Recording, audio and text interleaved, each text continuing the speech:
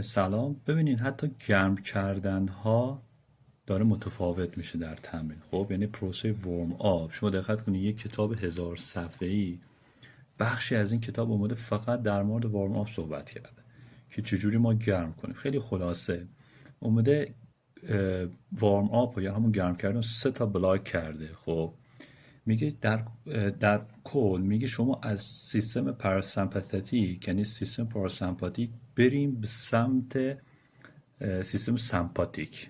پس سیستم پاراسمپاتیک میریم به سمت سیستم سمپاتیک.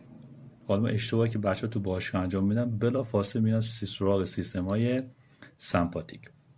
خود این بلاک ها دوباره زیر مجموعه دارن 6 فاز رو داره که شما باید پله به پله و به صورت تدریجی بریم به سمت سیستم های سمپاتیک. برای مثال ما میتونیم از تکنیک های سافت تیشو استفاده کنیم، مثل فوم رول یا بایوفیزیک استرچینگ ها استفاده کنیم، میریم به سمت کورکتیو ها، بعد اکتیویشن دریلز داریم، بعد موومنت پترنز داریم و در آخر میریم سراغ سنترال نروس سیستم استیمولیشن. خب یعنی این 6 فاز رو میگذرونیم تا برسیم به سمت سیستم سمپاتیک امفاسیس، یعنی تاکید روی سیستم سمپاتیک، که تو این کتاب اشاره کرده که ما باید زمانی که ورزشکار وارد باشگاه میشه و غالبا این 3 علائم رو داره، یعنی آسیب دیدگی داره، درد داره، اون حس حال تمرین نیست به خاطر شرایط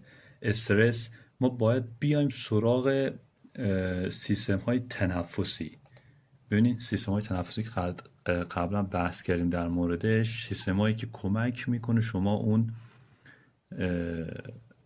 سطح کورتیزول رو بیاریم پایین، ضربان قلب رو بیاریم پایین تا بریم سراغ سیستم ها و تحریک سیستم سمپاتیک. بنابراین اول از سیستم پاراسمپاتیک شروع میکنیم، بلافاصله میریم سراغ سیستم سمپاتیک، یعنی پله به پله ما باید به این صورت در تمرینات گرم کنیم.